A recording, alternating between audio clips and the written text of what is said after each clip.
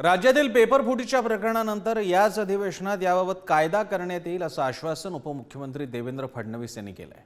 राज्यातील सरकारी नोकऱ्यांच्या परीक्षेत झालेल्या पेपर फुटीत मोठा कट असून भ्रष्टाचार होत असल्याचा आरोप विरोधकांनी केला।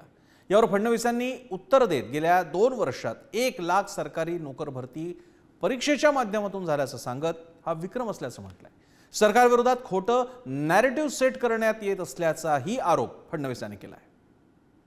तो पेपर फुटीमध्ये असेल त्याला 10 वर्षाची सजा झालीच पाहिजे। आपण त्याच्यावर कारवाई केली, परीक्षा रद्द केली। पेपर फुटीचा कायदा याच अधिवेशनामध्ये आपण आणणार का? याच अधिवेशनामध्ये हा कायदा आम्ही आणणार आहोत।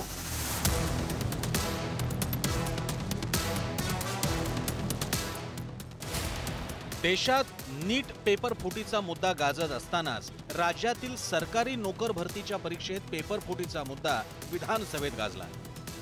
तलाठी परीक्षा, मृदा संधारण, जलसंपदा विभागातील भरतीच्या वेळी झालेल्या परीक्षांमधला पेपर फुटीचा मुद्दा विधानसभेत चर्चेला आला। पेपर फुटीसारखा गोंधळ होत हा सगळा असताना मोठा घोळ असून यात अनेक जण सहभागी आहेत। हा मोठा कट असून यात भ्रष्टाचार होत असल्याचा आक्षेप बाळासाहेब थोरात यांनी उपस्थित केला। प्रामाणिक परीक्षार्थींवर यामुळे अन्याय होत असून पेपर फुटी करणाऱ्यांना सरकारनं 10 वर्षांची शिक्षा करावी अशी मागणीही करण्यात आली। यावर उपमुख्यमंत्री देवेंद्र फडणवीस यांनी खोटं नॅरेटिव्ह सेट करत असल्याचं सांगत गेल्या 2 वर्षात 1 लाख नोकर भरती केली हा रेकॉर्ड असल्याचं त्यांनी सांगितलं। तलाठी परीक्षेत पेपर फुटी झाली नाही तर प्रश्न चुकीचा होता, त्यामुळे नॉर्मलायझेशन करण्यात आल्याचं त्यांनी सांगितलं।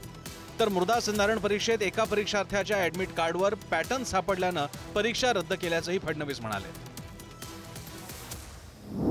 नीटच्या माध्यमातून आपण पाहतो की देश पातळीला सुद्धा ते घडलेलं आहे। देश पातळीला घडते, राज्य पातळीला घडते।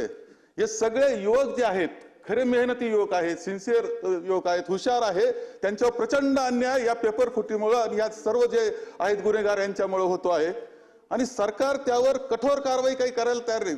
अध्यक्षोद याच्या बाबतीतला काय तुम्हाला नियम करायचा, कोणता आता नवीन क्रिमिनल ऍक्ट सुद्धा आला, कशात तसं बसवायचं, परंतु जो पेपर फुटीमध्ये असेल त्याला 10 वर्षाची सजा झालीच पाहिजे, अशा पद्धतीचा निर्णय झाला पाहिजे। तलाठी भरतीमध्ये पेपरचं उत्तर चुकलं, जे ती जी पद्धती असते त्या पद्धतीमध्ये उत्तर चुकलं म्हणून ती परीक्षा आपण रद्द केली।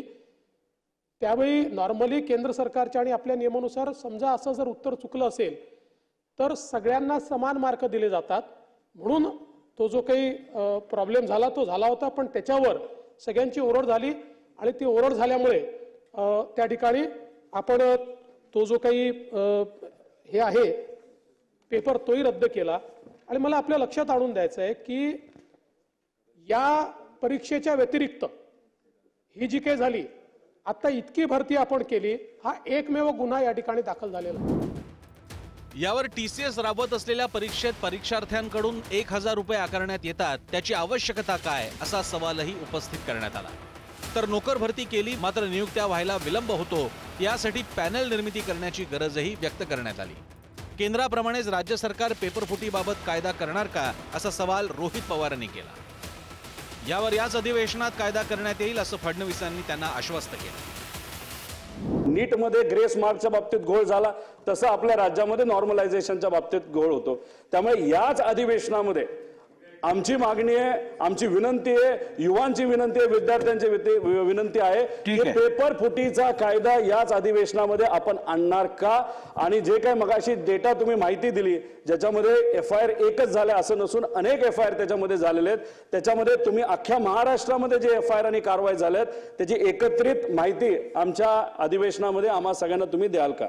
जे काही आमचे युवक नेते आहेत किंवा जे या परीक्षेच्या सगळ्या गोष्टींमध्ये काम करतात अशा सगळ्या लोकांची आमची चर्चा झाली। एक डेलिगेशन देखील माझ्याकडे अभिमन्यू पवार देखील घेऊन आले होते, त्याच्या संदर्भातली चर्चा झाली आणि त्यावेळेसच मी त्या डेलिगेशनला देखील सांगितलं की आपल्याला हा पेपर फुटीचा कायदा करायचा आहे, माननीय मुख्यमंत्र्यांनी सांगितलेलं आहे आणि माननीय मुख्यमंत्र्यांनी हे देखील सांगितलेलं आहे, त्या डेलिगेशनलाही मी सांगितलं आहे की याच अधिवेशनामध्ये हा कायदा आम्ही आणणार आहोत।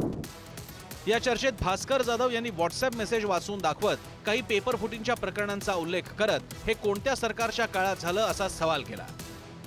यावर हा मेसेज फेक असल्याचं सांगत मेसेज तयार करणाऱ्यांवर गुन्हा दाखल करण्यात येईल असं फडणवीस म्हणाले। देवेंद्रजी, माझा तुम्हाला दुसरा प्रश्न आहे. महापरीक्षा पोर्टल 2018-20 ला फेल्युअर ठरलं, तेव्हा सरकार कोणाचं होतं? मुंबई पोलीस पेपर फुटी 2022 ला झाली, तलाठी पेपर फुटी 2023 ला झाली, महानिर्मिती पेपर फुटी 2023 ला झाली, वन विभाग पेपर फुटी 2023 ला झाली, मृदसंधारण विभाग पेपर फुटी 2023 ला झाली, नगर परिषद आणि झेडपी पदांची पेपर फुटी 2023 ला झाली. आपण जे सांगता की पूर्वीच्या सरकारमध्ये सगळं घडत होतं, या कालावधीमध्ये देवेंद्रजी सरकार कोणाची होती? गृहमंत्री आहे, माहिती सगळी असते. मी जरा शांत माणूस आहे म्हणून प्रत्येक वेळ देत नाही, पण सांगतो. ही जी वेबसाईट आहे, या वेबसाईटने पहिल्यांदा हे त्या ठिकाणी टाकलं. हे कुठले घोटाळे झालेले नाही आहेत. म्हणून तर मी म्हटलं, तुम्ही देखील त्या ठिकाणी शहानिशा न करता व्हॉट्सॲप वाचून दाखवलं ना आम्हाला. व्हॉट्सॲपच होता ना, तुम्ही त्याचं कुठलंही व्हेरिफिकेशन केलेलं नाही. मी आता त्याच्यावर गुन्हा दाखल करणार. माहिती तंत्रज्ञानाच्या विस्तारामुळे परीक्षा घेताना अधिक काळजी घ्यावी लागते. या सगळ्या सरकारनं 2 वर्षात 1 लाख नोकर भरतीचा विक्रम केल्याचं फडणवीस म्हणाले. तर राज्यात अद्यापही 2.5 लाख सरकारी जागा भरलेल्या नाहीत. 7 प्रमुख विभागातील 33% जागा रिक्त आहेत. त्या जागा भरण्यासाठी प्रयत्नांची गरज असल्याचा मुद्दा अनिल देशमुखांनी उपस्थित केला. नीट पेपर फुटीच्या प्रकरणानं राज्यातील स्पर्धा परीक्षातील मुद्दा तापल्याचं दिसतंय. आता अधिवेशनात येणाऱ्या पेपरफुटी कायद्यात कोणत्या तरतुदी असणार हे पाहावं लागणार आहे. ब्युरो रिपोर्ट, पुढारी न्यूज, मुंबई.